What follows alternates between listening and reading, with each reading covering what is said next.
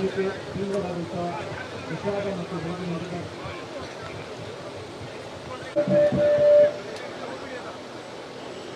ಬಿಡ ಇರಲಿ ಏನು ಕಡೆ ಏನು ಇರಲಿ ಬಿಡ ಕಳ್ಸಂತೆ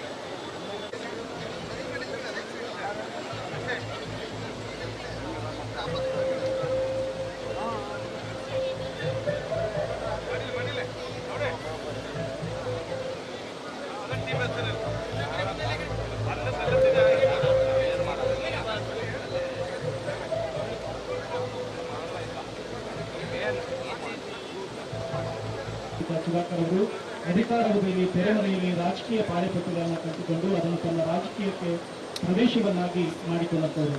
ಆ ನಂತರದಲ್ಲಿ ಮೊದಲ ಅವಧಿಯಲ್ಲಿ ಅಂದರೆ 2004ರಲ್ಲಿ ಸಾಮಾನ್ಯ ಕ್ಷೇತ್ರದಲ್ಲಿ ಕಾಂಗ್ರೆಸ್ ಪಕ್ಷದ ಟಿಕೆಟ್ ಅನ್ನು ಗಿಟ್ಟಿಸಿಕೊಂಡು ಜೆಡಿಎಸ್ನ ಮಾಜಿ ಮಂತ್ರಿ ತಿಪ್ಪೇಸ್ವಾಮಿ ಹಾಗೂ ಮಾಜಿ ಶಾಸಕರಾದಂಥ ಬಿಜೆಪಿಯ ಬಸವರಾಜ ಮಂಜುನಾಥ್ ಅವರ ವಿರುದ್ಧ ಗೆದ್ದು ಶಾಸನಸಭೆಗೆ ಹೋದಂತವರು ಶ್ರೀಯುತ ಡಿ ಸುಧಾಕರ್ ಅವರು.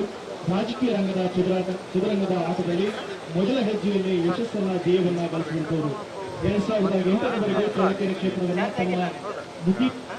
ತಮ್ಮ ಹಿಡಿತದಲ್ಲಿ ಇಟ್ಟುಕೊಂಡವರು. ಈ ಪರಿಯಾಗಿ ಜನಪ್ರಿಯವಾಗಿದ್ದಂಥವರು ಯಾವಾಗ ಕ್ಷೇತ್ರ ನಡುವಿಂಗನೆಯಾಗಿ ನಂತರದಲ್ಲಿ ಚಳ್ಳಕೆರೆ ಸಾಮಾನ್ಯ ಕ್ಷೇತ್ರ ಪರಿಚಿತ ಪಂಗಡಕ್ಕೆ ಬದಲಾಯಿತು. ಆದರೆ ಹಿರಿಯೂರಿಗೆ ದಾಪುಗಾಲಿಟ್ಟು ಬಂದು ಚುನಾವಣಾ ತಂತ್ರಗಾರಿಕೆಯ ಭಾಗಶಃ ಅಳವಡಿಸಿ ಜೆಡಿಎಸ್ನ ಶ್ರೀಯುತ ಎ ಕೃಷ್ಣಪ್ಪ ಅವರ ವಿರುದ್ಧ ಗೆದ್ದು ಗೆಲುವನ್ನು ಸಾಧಿಸಿದರು.